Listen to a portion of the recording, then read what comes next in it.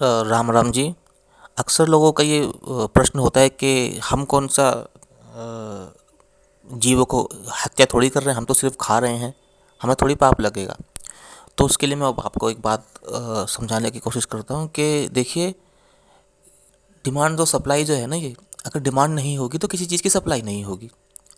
ये ये मानते हैं कि उतना पाप आपको नहीं लगेगा जितना एक हत्या करने वाले को लगेगा, लेकिन आपको भी साथ में लगेगा पाप, क्योंकि वो आप ही की वजह से हो रहा है। खरीदना तो आप ही जा रहे हैं ना। जब आप कोई मुर्गी फार्म में जाते हैं तो कितना उन्होंने बिजनेस कर रखा है, किस लिए कर रखा है? मुर्गियों के लिए कर रखा है। नए नए तरीके निकाले हैं बिजनेस को बढ़ाने के, क्योंकि डिमांड बहुत ज़्यादा है। ठीक है, आजकल क्या हो गया है, कलयुग में ये तो होना ही था कि आपको अगर कोई मांस खाने को बोले तो जल्दी आदमी शुरू कर देता है, लेकिन अगर कोई बोले छोड़ने के लिए तो वह नहीं छोड़ पाता है। ये ऑटोमेटिक मन आपका ऐसा हो गया है, क्योंकि आपका संगति ऐसी है। जो भी आपके नॉनवेज खाने वाले व्यक्ति या दोस्त हैं, उनको एकदम से आपको छोड़ना तो नहीं है, नहीं तो, क्योंकि समाज से अलग होकर नहीं रह सकते हैं, हर किसी को मदद की ज़रूरत पड़ती है, लेकिन आपको उनको समझा सकते हैं कि भाई तू नहीं खाना, बहन तू नहीं खाना, भाई साहब आप नहीं खाना। अगर वो कहते हैं कि नहीं हम तो खाएंगे ही खाएंगे, तो आप उनसे कहो कि देखो, जब आप लोग खाओगे हम आपके साथ नहीं रहेंगे, आप जाओ, जो करना है करो, बाद में हमसे मिल लेना आके। दोस्ती अपनी जगह, भाईचारा अपनी जगह, और आपका जो पाप कर्म है वो अपनी जगह होना चाहिए। ठीक है। और दूसरा देखो, पाप आपको कितना लगेगा? पाप आपको उतना लगेगा जैसे मान लीजिए धरती पे जो हमारा कानून है उसको कैसे, जो जज साहब है कैसे सज़ा देते हैं। भाई, एक मर्डर हो, मान लीजिए हो जाता है, तो उसकी छानबीन होती है। ठीक है। तो पुलिस पता लगाती है कि भाई इससे किसको फ़ायदा होगा, किसने करवाया होगा। ये जिसको फ़ायदा होगा वही करवाता है ना। जैसे जिसको खाना है वही तो खरीदेगा। तो अब देखते हैं भाई, इसने मर्डर करवा दिया, इसने हत्या करवा दी किसी इंसान की, उसको भी पकड़ा जाएगा। जिसने की है उसको भी पकड़ा जाएगा।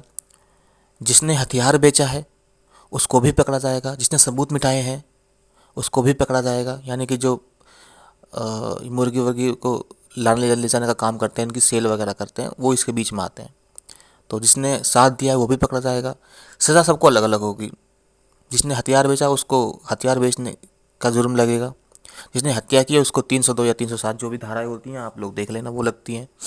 तो कुल मिला के ऐसा ही है कि सब सज़ा सबको मिलती है। अच्छा देखिए, यहाँ तो हम जो है चल जाता है हमारा, कोई किसी को हमने जानते हैं तो केस आगे बढ़ता रहेगा, लेकिन आप सोचिए, केस ख़त्म नहीं होता, बस आगे बढ़ता था। आपको ग्रेस मिलती रहती है, दया मिलती थी, क्योंकि आप जानते हो किसी बड़े आदमी को, तो वो आपको चलो भाई अपना जानकार है तो कर देता है।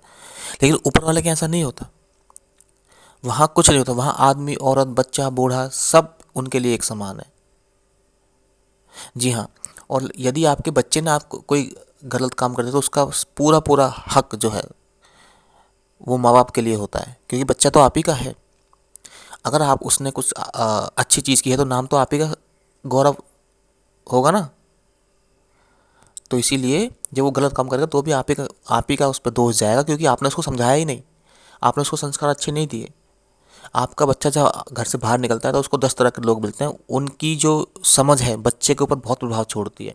आपको रोज़ अपने बच्चे को तराशना है, उसको रोज़ पूछना है, बेटा ऐसे ऐसे। वो एक दो बार पूछेगा, बता देगा कि पापा ऐसे ऐसे कह रहा था, वो ऐसे कहता, ये ऐसे कहता। तो आपको समझना, बेटा ऐसे नहीं करना, वो जो करता है उसको करने दो, इससे ये परिणाम हो सकते हैं आपके। हमारा समाज इसकी इजाज़त नहीं देता, इसकी इजाज़त देता है। ऐसी ज़रूरी नहीं है कि आपको समाज में घुट घुट कर रहना, बहुत अच्छी अच्छी चीज़ें हैं। आप थोड़ा सा अपना मन का फेर है वो समझने की कोशिश करें। तो ये पाप और पुण्य की बात मैं बता रहा था आपको। और धर्म स्थान पर जाना कभी छोड़ना नहीं चाहिए। जी, वो शुरुआत होती है।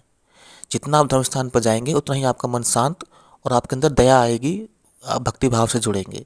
अगर आप मंदिर या ऐसी जगह नहीं जाएंगे तो जरूर, जाहिर सी बात है कि दूसरी जगह जाएंगे, आदमी कहीं तो जाएगा ही।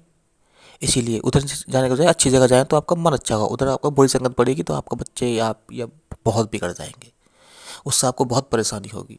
आप देखो आसपास, ज़रा 1 मिनट रुक के, आपके आसपास की दुनिया कितनी परेशान है।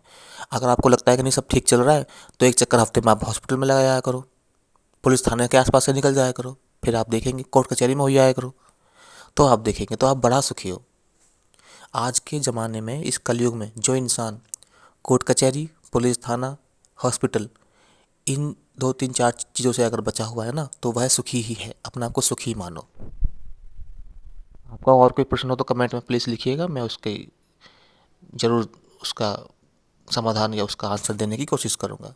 राम राम जी।